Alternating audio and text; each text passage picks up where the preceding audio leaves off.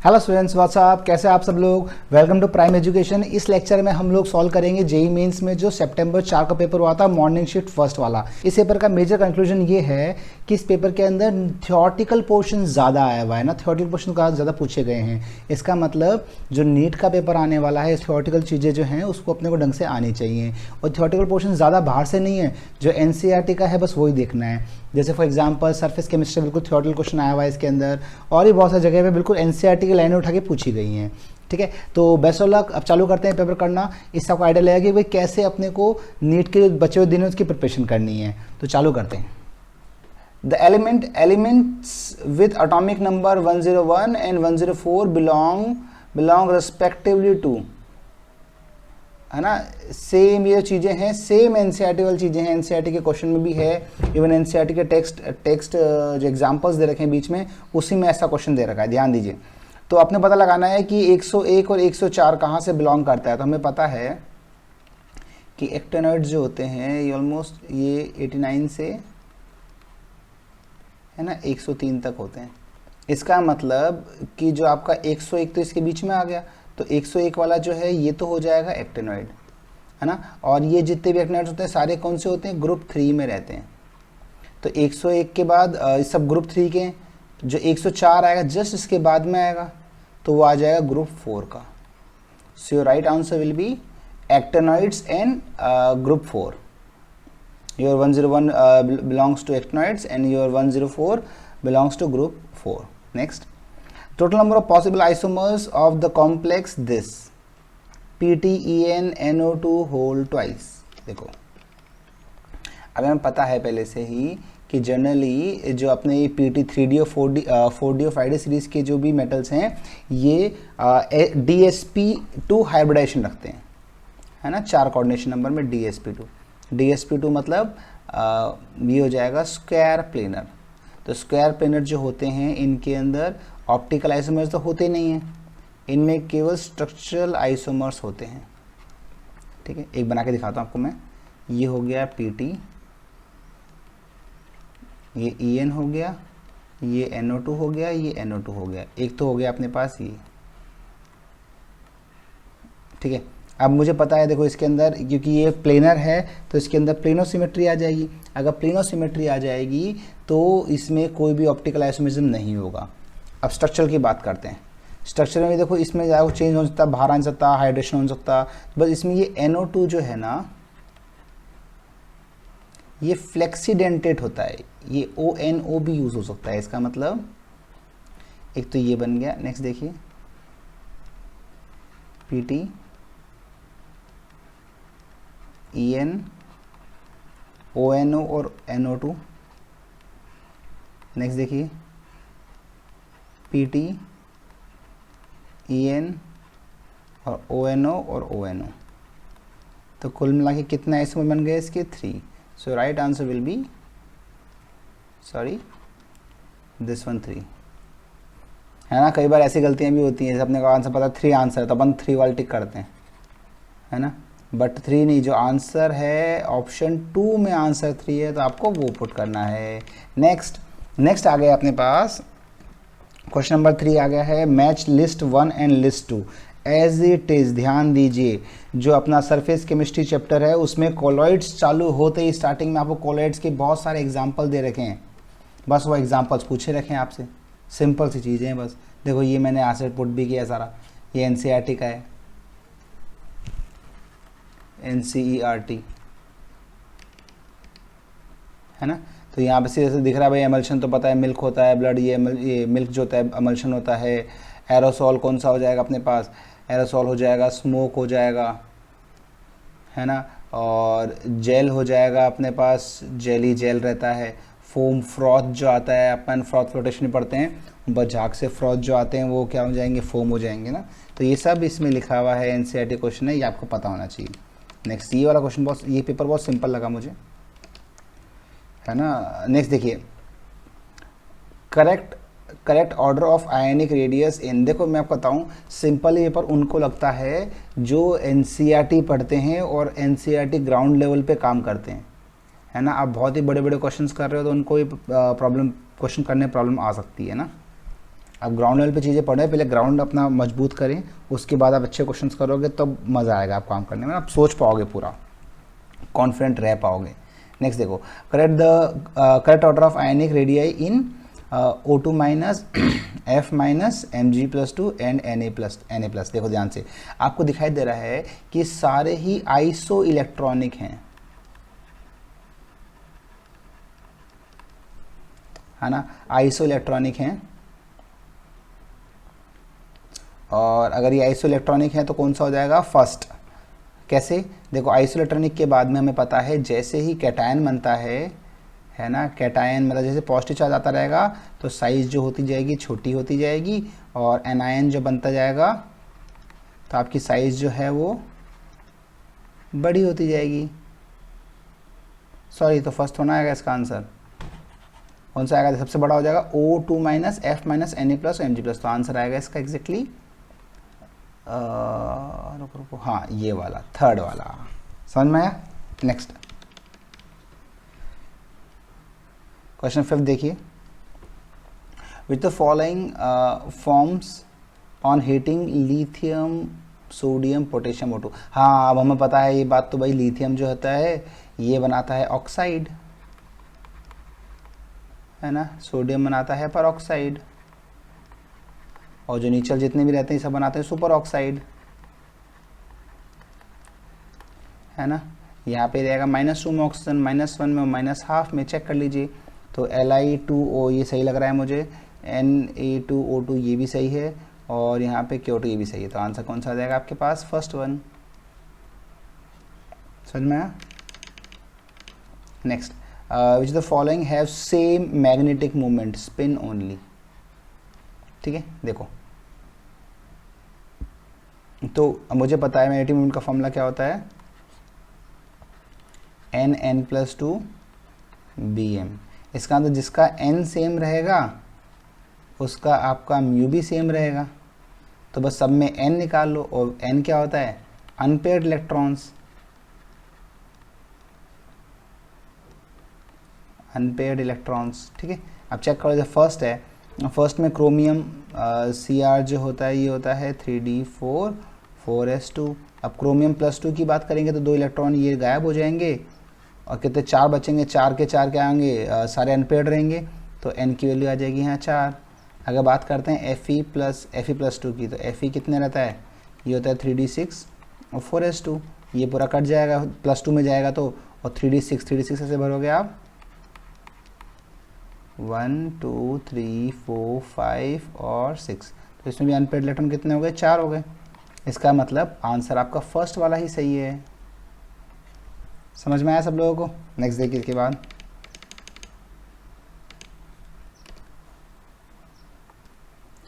Next देखिए, जैसे इसने कहा for the given cell arrangement identify the incorrect statement, this concept is also given in NCERT. ध्यान दीजिए, इसमें क्या होता है, अपन अलग से एक बैटरी लगाते हैं ई, है ना। अगर ये ई जो है, ध्यान दो, अगर जो इसका, इस सेल का जो आपका ई सेल है, अगर आपका ई नॉट सेल जो आएगा ये ज़्यादा रहा, ये ज़्यादा रहा जो एक्सटर्नल बैटरी ई से, तब तो आपका नॉर्मल इलेक्ट्रॉन कैसे फ्लो होंगे, ऐसे ही फ्लो होंगे, इलेक्ट्रॉन फ्लो होंगे अपने cathode to anode, sorry anode to cathode. और अगर आपका ई नॉट सेल कम हो गया, यहाँ पे बैटरी आपने बढ़ा दी, बहुत ज़्यादा हाई वोल्टेज बैटरी लगा दी ना आपने, तो क्या हो जाएगा, आपके इलेक्ट्रॉन उल्टे फ्लो होने लग जाएंगे, फिर होंगे कैथोड से एनोड हो जाएंगे। इतना सा कंसेप्ट है। ठीक है, अब देखिए ध्यान से, पहले निकालते हैं ई नॉट सेल कितना है। अब ई नॉट सेल में यहाँ पे इन्होंने ना हल्का सा मिस्टेक कर रखा है, यहाँ माइनस आएगा साथ में, है ना, मेमोरी बेस्ड क्वेश्चन हैं, जैसे बच्चों को याद है उन्होंने बताया, बट यहाँ माइनस आएगा तब सही आंसर आएगा इसका ना, और माइनस ही है इसके अंदर, ध्यान दीजिए।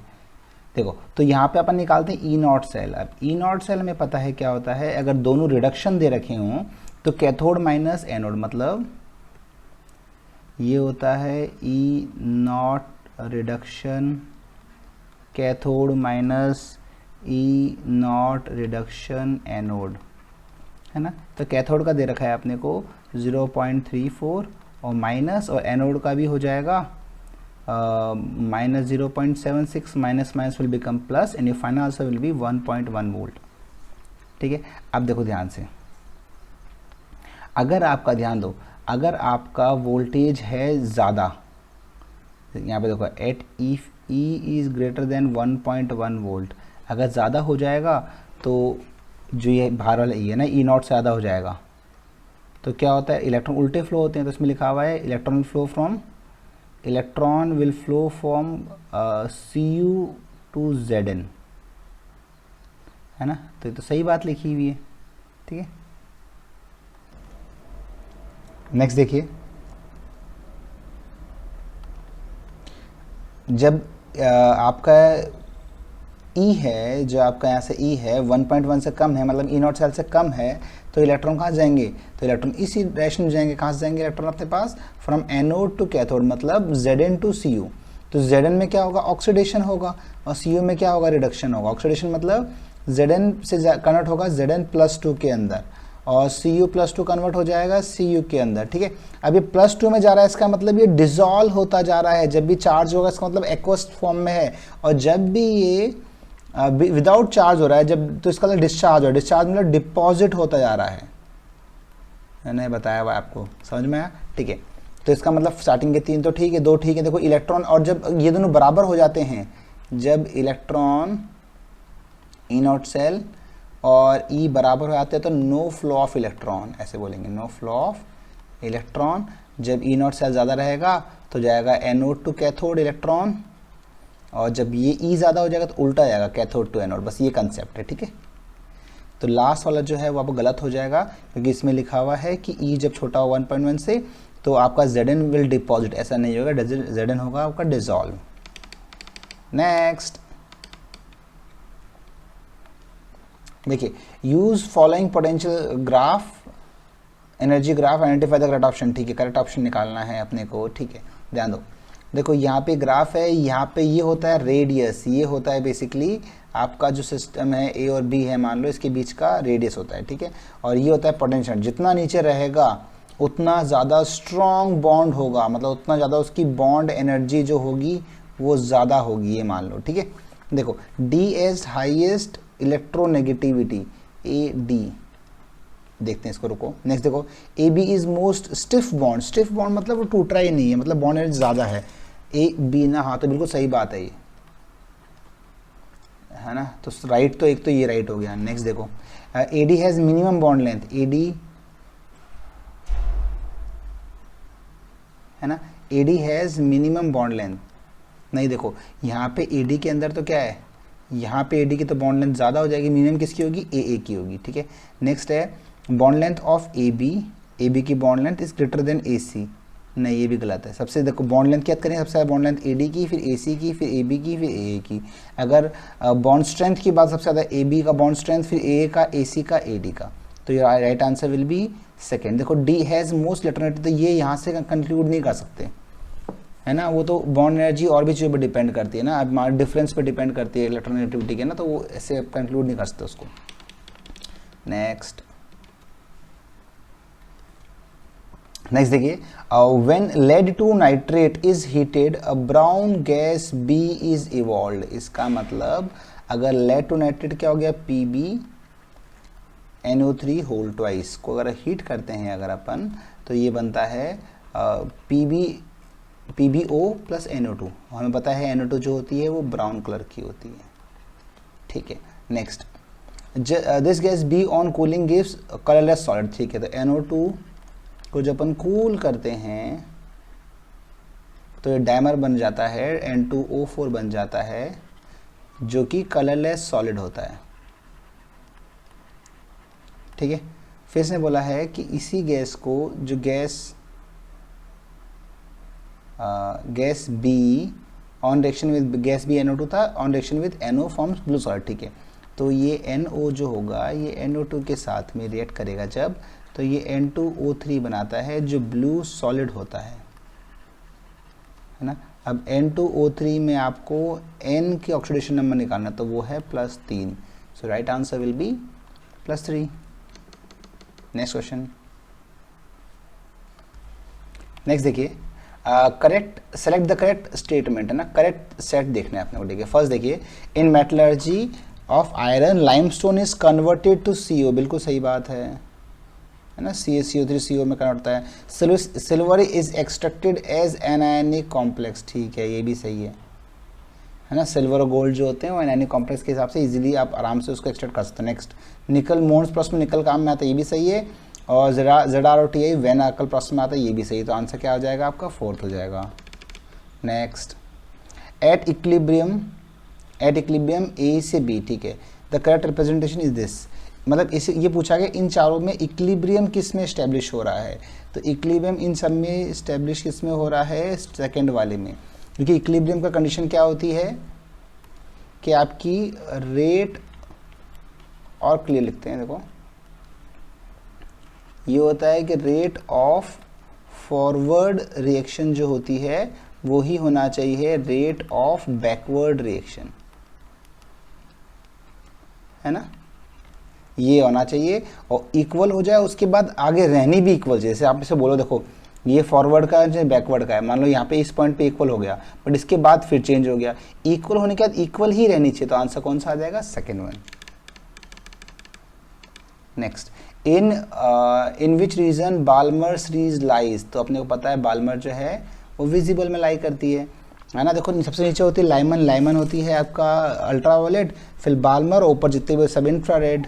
नेक्स्ट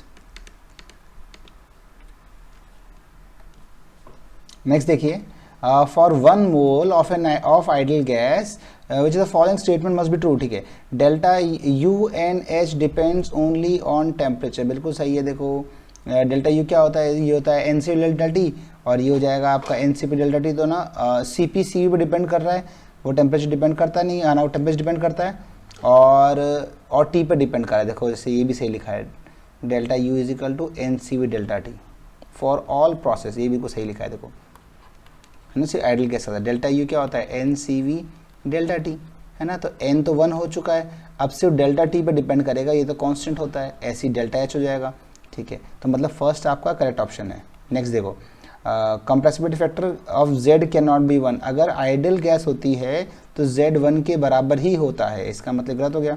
सिर्फ में CVR होता है, सही बात है। और delta U equal to NCP delta T for all process, ये भी बिल्कुल सही लिखा है, इसका मतलब आंसर आ जाएगा ACD। So right answer will B 1। Next देखिए, 20 ml of 0.2 gram H2O2 react completely with 0.36 gram KMnO4। जब भी कम्प्लीटली रिएक्ट आ गया तो आपको दोनों के इक्वलेंट्स इक्वल करने पड़ेंगे, ठीक है। Find percentage purity of H2O2, that means आपका क्या करना है, देखो सबसे पहले देखो मैंने कहा आपको पहले भी, जब परसेंटेज प्योरिटी पूछी हो ना H2O2 की, जिसकी पूछी होगी ना उसका इन्फॉर्मेशन भी क्वेश्चन में गिवन होगी। तो H2O2 का वेट भी गिवन है, पर भूल जाओ कि गिवन है ही नहीं।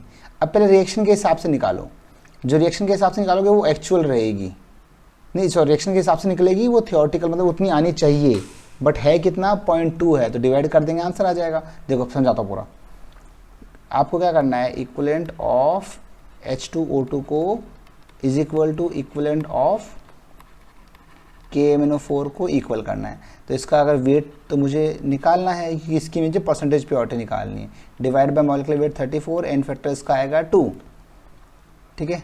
और यहाँ पे KMnO4 कितना हो जाएगा 0.316 डिवाइड बाई ये आ जाएगा 158, इसका एन फैक्टर आएगा 5, क्योंकि KMnO4 +7 से जाएगा +2 में जाएगा इन एसिडिक मीडियम, ठीक है। तो यहाँ पे ये आ चुका है, इसको सॉल्व कर लो, यहाँ से वेट निकाल दो, कैसे निकलेगा, ये पॉइंट हटाऊंगा तो नीचे कितना आ जाएगा 1000 आ जाएगा, ये कट जाएगा इससे 2 से, 2 कट जाएगा 2 से, और वेट आ जाएगा बेसिकली अपना 5 × 34 डिवाइड बाई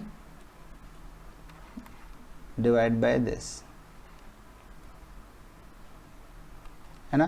तो यहाँ से वेट आएगा एग्जैक्टली आपका 1.7 ग्राम, ठीक है। अब परसेंटेज प्योरिटी जब निकालनी होती है तो क्वेश्चन में अपन जो निकाला ये एक्चुअल है, तो एक्चुअल ऊपर रखा और थियोरेटिकल कितना आना चाहिए 0.2 था, इंटू 100 कर दिया, है ना। तो यहाँ सॉल्व करोगे तो कितना आएगा एग्जैक्टली आपके पास 70, ये पॉइंट हट जाएगा और 85% आंसर आएगा। नेक्स्ट जल्दी जल्दी फटाफट से। नेक्स्ट देखिए, नेक्स्ट बोला इसने कि रिएक्शन 75% रिएक्शन कंप्लीट 90 मिनट्स, तो 60% रिएक्शन कितने में ख़त्म होएगी, ध्यान दो। देखो अब मुझे पता है कि दोनों अगर दोनों रिएक्शन हैं, दोनों फर्स्ट ऑर्डर रिएक्शन हैं, है ना, ऐसे बताना चाहिए इसको कि फर्स्ट ऑर्डर है, FOR है, ठीक है। चलो मेंबर बेस्ड क्वेश्चन है, बच्चे से गलती हो गई होगी, ठीक है। तो उसके बाद क्या होगा, दोनों का K सेम होगा, दोनों K पुट कर दीजिए बस। तो जो पहला K1 आया, K1 is equal to K2, है ना। K1 क्या आएगा, तो इसका 2.303 अपॉन टाइम दे रखा है 90 लॉग इनिशियल, अगर 100 लूँगा तो 75 कंप्लीट होगा, तो बच कितना गया इसके अंदर, 25 बच गया, इज इक्वल टू 2.303 टाइम दे रखा है इसने, टाइम निकालना है, लॉग इनिशियल 100 है, अब कितना बच गया, 60 कंप्लीट हो गया तो 40 बच गया, ठीक है। यहाँ सॉल्व करोगे तो कितना आ जाएगा, ये 2.3 से ये कट जाएगा और यहाँ पे आ जाएगा लॉग, ये कटेगा तो 4 से कट गया, है ना। 4 क्या होता है, लॉग 2 to the power 2, तो 2 आगे उतर जाएगा तो यहाँ 2 आ जाएगा, यहाँ 90 हो जाएगा और ये हो जाएगा, नीचे t आ जाएगा, ऊपर लॉग, और ये 0 से 0 कट जाएगा और ये कटेगा 2.5, तो ये आ जाएगा लॉग 2.5, ठीक है। अब ये दोनों log 2 और log 2.5 की वैल्यू क्वेश्चंस में गिवन है 0.3 और 0.4, और यहाँ से आपको t निकालना है। Next question, in the preparation of ammonia N2 का वेट दे रखा है, N2 का वेट दे रखा है और H2 का वेट दे रखा है, find mass of the ammonia. देखो कैसे करेंगे, अब हम बताएं N2 प्लस H2 क्या होता है, NH3 होता है, तो यहाँ पे 2 आएगा और यहाँ पे 3 आएगा, सिंपल, है ना। अब देखो दोनों के पहले मोल्स निकालो, मैंने आपको सिखाया हुआ है कि जब दोनों का अमाउंट गिवन होगा देन वी यूज़ LR, है ना। From LR we will decide that which reactant will finish earlier. तो क्या करना पड़ेगा आपको, दोनों के पहले मोल्स निकालिए, तो यहाँ पे ये 2500 ग्राम, इसको ग्राम में कन्वर्ट कर लीजिए, डिवाइड 28, ये कितना हो जाएगा, ये हो जाएगा 1 kg, तो 1 kg डिवाइड बाई 2, सही। अब क्या करते हैं, डिवाइड बाई इनको इसके स्टोइशियोमेट्री से डिवाइड करते हैं, तो इसका स्टोइशियोमेट्री हो जाएगा 1/3, इसका स्टोइशियोमेट्री हो जाएगा 1 ही है, 1 लिखा है। इन दोनों को चेक करना पड़ेगा, जो छोटा होगा LR होगा, यहाँ चेक करोगे तो यहाँ से ये आ जाएगा छोटा, ये एग्जैक्टली 625 डिवाइड बाई 7 आ जाएगा, तो ये स्मॉलर आएगा, तो ये हो जाएगा LR, तो इसके अकॉर्डिंग अपना NH3 बनेगा। अब देखो जब ये 1 मोल था तब ये 2 मोल था, जब ये 1 मोल था 2 मोल था, तब जब ये 625/7 होगा तो ये हो जाएगा 625/7 इंटू 2, इतने मोल ये बन चुका है। अब अगर इतने मोल ये बन चुका है, तो मोल तो पूछे नहीं है, इसका पूछा है अमोनिया का मास पूछा है ना, तो ये अमोनिया के मोल्स आ गए और यहाँ हो जाएगा वेट अपॉन 17, सो ये फाइनल जो वेट आएगा वो आ जाएगा 625 इंटू 2 अपॉन 7 इंटू 17, ये आपका बिल्कुल एग्जैक्टली सही आंसर आएगा। इसको आप सॉल्व करोगे तो यहाँ से वैल्यू आ जाएगी आपके पास 3035.7 ग्राम। नेक्स्ट क्वेश्चन, नेक्स्ट देखिए, Vapor pressure of solution obtained by mixing 1 mole of N-hexane and 3 moles of N-heptene is 500। इसका मतलब रॉल्स लॉ से क्या हो जाएगा, देखो ये ध्यान से, ये हो जाएगा आपके पास PA, है ना, तो PA हेक्सेन के ले रहा हूँ, इंटू इसका मोल फ्रैक्शन कितना हो जाएगा 1/4, प्लस यहाँ हो जाएगा PB, ये हेप्टेन दे रहा हूँ, इसका मोल फ्रैक्शन हो जाएगा 3/4, ये पूरी वैल्यू दे रखी है 550 mm। Now in the second case, on mixing 1 mole of N heptane, इसी सॉल्यूशन के अंदर 1 मोल N-हेप्टेन और मिला दिया गया है, तो वेपर प्रेशर 10 से और बढ़ गया है, ध्यान दीजिए। तो क्या हो जाएगा, PA अब एक और बढ़ गया है, तो यहाँ पे ये तो हेप्टेन बढ़ाया गया ना, तो ये 1/5 हो जाएगा, और PB हो जाएगा 4/5, टोटल आंसर आ जाएगा इस बार आपका 510 बढ़ गया ना, 560 mm आ जाएगा बस। तो इन दोनों को आपको सॉल्व करना है, इसको ऐसे कर सकते हो, इंटू 4 से मल्टीप्लाई कर लो, इस पूरे को पहले 5 से मल्टीप्लाई कर दो, उसके बाद में यहाँ पे आ जाएगा 4, यहाँ पे आ जाएगा 5, उसका एलसीएम निकालो तो 4 और 5 का 20 मान लो ना, तो यहाँ पे फिर वापस 5 से करना पड़ेगा और फिर यहाँ से 4 से करना पड़ेगा। मतलब इन दोनों को आप सीधा ही 20 से मल्टीप्लाई कर दो सीधा आपका, तो ना फिर आप इन दोनों को माइनस करोगे तो ये कट जाएगा और यहाँ से पी भी आ जाएगा exactly 600 mm। Next, neopentyl alcohol. अब हमें पता है कि नियोपेंटाइल एल्कोहल होता है CH3 C CH3 CH3 और ये CH2 और ये alcohol, this is neopentyl alcohol.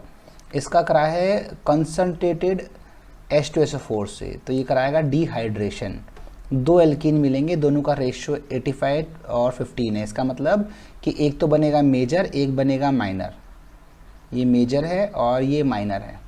हमें पता है नॉर्मल कंडीशंस के अंदर सेटजेफ मेजर रहता है, हॉफमैन माइनर रहता है। देखो ध्यान से, तो क्या करोगे, इसको अगर आप कॉन्क H2SO4 से करोगे, है ना, तो यहाँ से सबसे पहले H निकलेगा, ये OH निकलेगा, तो क्या हो जाएगा,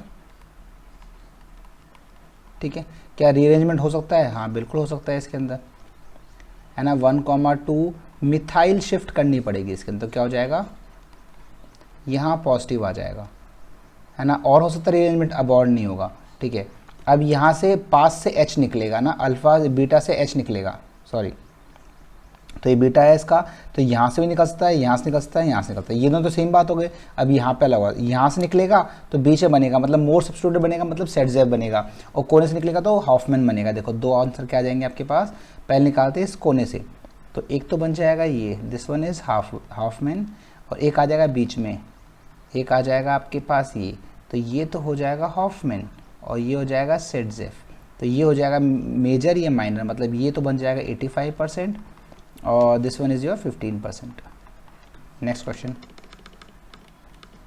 देखो, इसने बोला AgNO3 aqueous AgN3 treated with the following compound, the order of reactivity क्या रहेगा, ध्यान सुनना। देखो अब हमें पता है AgN3 कराएगा SN1, इसका मतलब ये बनेगा कार्बोकैटायन, है ना, ये बनाएंगे कार्बोकैटायन। तो चेक कर लो सबसे स्टेबल कार्बोनेट कौन सा रहेगा।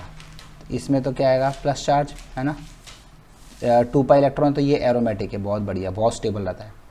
यहाँ प्लस चार्ज आएगा और यहाँ पे OCH3 भी है, तो OCH3 जो है ना ये प्लस M भी लगाएगा। यहाँ देखिए, यहाँ प्लस चार्ज आएगा, इसमें से हाइपर कंजुगेशन हो रहा है, इसमें देखिए लास्ट वाले में CCC और यहाँ पे NO2, तो NO2 तो इसको और डिस्टेबलाइज कर रहा है ना, ये तो -I लगाएगा, खींचेगा और, ठीक है। तो सबसे ज़्यादा स्टेबल आ जाएगा B वाला क्यों आया कि एरोमेटिक के साथ साथ प्लस M भी लग रहा है, तो प्लस M इसको स्टेबलाइज भी करेगा। फिर आ जाएगा A वाला, अब BCOD में पहले आएगा C वाला और फिर आएगा D वाला, so right answer will be this one first, नहीं sorry, right answer will be this BACD। Next, which of the following compound, which the following is correct statement for maltose. Maltose अच्छा पता होना चाहिए आपको, इसमें एक acetal होता है और 1 हेमीएसिटल होता है। माल्टोस अच्छा पता होगा तो ये आप कर पाओगे। नेक्स्ट 21 देखिए, a compound x on reaction with Br2 FeBr3 CCl4, ये SR कराएगा, इलेक्ट्रोफिलिक सब्स्टिट्यूशन कराएगा ऑन एक सिंगल आइसोमर ही बनना चाहिए, है ना, और फिर X को हिट करने पे विथ सोडा लाइम गिव्स टॉलिन। देखो क्या होगा इसके अंदर सॉल्यूशन। देखो इसमें एक ही बनना चाहिए, देखो इसके अंदर तो यहाँ भी बन सकता है और यहाँ भी बन सकता है। इसमें बनाएंगे तो ये तो -M है और ये +H है, तो ये केवल आएगा ऑर्थो और पैरा पे, ऑर्थो पे पैरा पे है ही नहीं, तो ऑर्थो पे एक ही बनेगा यहाँ पे, ठीक है। यहाँ लगाएगा ऑर्थो पैरा, तो यहाँ भी लग सकता है, यहाँ भी लग सकता है, तो ये दोनों अलग अलग बन जाएंगे, तो ये भी नहीं होगा। यहाँ लगाएंगे तो क्या होगा, यहाँ पे लगेगा या फिर यहाँ पे लगेगा, इसमें रुको, हाँ इसके अकॉर्डिंग देखो, ये चाहेगा कि ऑर्थो पे ना लगे, ये चाहेगा मेटा पे लगे, और ये चाहेगा कि या तो यहाँ लगे या यहाँ लगे, ठीक है। तो यहाँ पे अलग अलग बन गए, 2 अलग अलग बन जाएंगे। तो यहाँ तो इस वाले ऑप्शन में क्या है ना कि 2 यहाँ लग सकते हैं, क्योंकि ये +H लाएगा तो ऑर्थो पैरा, तो इन दोनों पे कहीं भी लगाओगे तो सेम एक ही आइसोमर बनेगा, तो यहीं से आपका सेम आंसर आ गया ये वाला। देखो क्या बन जाएगा, अगर मैं केवल इसी वाले में और यहाँ पे CH3 करता हूँ, इसके अंदर अगर मैं Br2 और FeBr3 करता हूँ और साथ में CCl4 लेता हूँ, तो ये बन जाएगा आपका ऊपर COOH जल्दी जल्दी थोड़ा राइटिंग ऐसे लिख रहा हूँ मैं, CH3 और किसी भी पॉइंट पे एक आ जाएगा आपके पास Br, यहाँ लगाओ यहाँ लगाओ, एक ही बात है, ठीक है। और सोडा लाइम लोगे तो सोडा लाइम का काम का क्या होता है, NaOH और CaO, ये होता है डी कार्बोक्सिलेशन, तो इसको हटा देगा पूरे को, तो क्या बन जाएगा CH3। देखो डी कार्बोक्सिलेशन कराने पर तो इसमें भी टॉलिन बन जाएगा, इसमें टॉलिन टॉलिन तो सब में बन जाएगा, बट दिक्कत कहाँ आएगी, इसमें 1 आइसोमर से आंसर आएगा। नेक्स्ट है ना, देखो इसने बोला है कि the following reacts with alcoholic KOHN CHCl3। अब हमें पता है, ये सब थियोरेटिकल क्वेश्चन है। देखो ये होता है कार्बेल अमाइन टेस्ट, कार्बेल अमाइन टेस्ट, इसका मतलब 1 डिग्री अमीन, 1 डिग्री अमीन होगा ना। तो 1 डिग्री अमीन जो होता है वो इनमें होता है, एक तो लाइसिन में होता है, लाइसिन में होता है, साइटोसिन में होता है ना, और एडिनाइन में होता है। इसका मतलब आपका राइट आंसर कौन सा हो जाएगा, ये वाला, क्योंकि साइटोसिन तो यहाँ पे प्रोलाइन में नहीं होता, बट ठीक है। Next, find the number of chiral centre in the final product. देखो यहाँ से पहले एक बार इससे एक बार कराया ग्रिग्नार्ड से, तो क्या बनाएगा ये CH3, C यहाँ पे ये ना C2H5, ये जाके लग जाएगा यहाँ पे, और यहाँ पे डबल बॉन्ड O आएगा, C2H5 और ये डबल बॉन्ड O आएगा। वापस से इससे करा दोगे तो इस बार CH3 जो रहेगा माइनस वो जाके लगेगा C पे, और यहाँ पे आ जाएगा OH। ये सब मैंने अपने क्लास में काफ़ी कराए ऐसे क्वेश्चंस, है ना। तो ये हो जाएगा इधर, और ये ये C2H5 और यहाँ पे OH और यहाँ पे एक C आ जाएगा, ठीक है। अब बोला है कि इसमें नंबर ऑफ कायरल सेंटर बताइए कितना होगा। देखो तो कायरल सेंटर की बात करेंगे तो एक तो ये हो गया, एक ये हो जाएगा, यहाँ देखो ये अलग ये अलग ये अलग और एक H अलग, ठीक है। फिर ये हो रहा है क्या, हाँ ये भी हो रहा है ना। यहाँ पे इधर C methyl group H group और अलग हो जाएगा, तो मतलब टोटल कायरल सेंटर आएंगे यहाँ पे, कायरल सेंटर टोटल है इसके अंदर 4। नेक्स्ट एंड लास्ट, देखो यहाँ पे कंपाउंड दे रखा है P, undergoes acidic hydrolysis, Q और R देता है, जहाँ पे Q जो है वो लुकास टेस्ट देगा, ठीक है। तो ये ईस्टर देख के रखें, ईस्टर के हाइड्रोलाइज कराओगे तो अल्कोहल और बनता है, अल्कोहल और एसिड बनता है। अब लुकास टेस्ट इमीडिएटली कौन देता है, 3 डिग्री, है ना। ये कौन देता है, जो आपका 3 डिग्री अल्कोहल होगा। अब चेक कर लो, तो इसमें टूटेगा तो इसमें ये अल्कोहल बनेगा, ये तो आपका 2 डिग्री होगा। यहाँ टूटेगा तो यहाँ पे 1 डिग्री बनेगा, यहाँ टूटेगा तो ये बनाएगा 3 डिग्री अल्कोहल, और ये टूटेगा तो ये भी कौन सा बनाएगा, यहाँ से जुड़ा हुआ है तो 1 डिग्री बन रहा है, ठीक है। तो आंसर कौन सा आ जाएगा अपने पास, 3। तो ये समझ में आया होगा आपको पूरा, है ना। ये इतने ही क्वेश्चंस पता लगे हैं अभी तक, तो आपको इस पेपर से कंक्लूजन ये आता है कि सिंपल पेपर है, बिल्कुल सिंपल पेपर है, बेसिक्स पे पेपर है, बिल्कुल कुछ भी टफ चीज़ें नहीं है, कुछ भी अलग चीज़ें नहीं हैं। NCERT पे पेपर है, और आपका जो थियोरेटिकल पोर्शन है वो ज़्यादा है, न्यूमेरिकल पोर्शन, जो थियोरेटिकल पोर्शन भी पूछा गया है इसके अंदर, है ना। न्यूमेरिकल भी इसमें अच्छे हैं इस वाले पेपर के अंदर, तो बाकी theoretical paper is very important, है ना। थैंक यू सो मच, सब लोग यहाँ तक पढ़िए।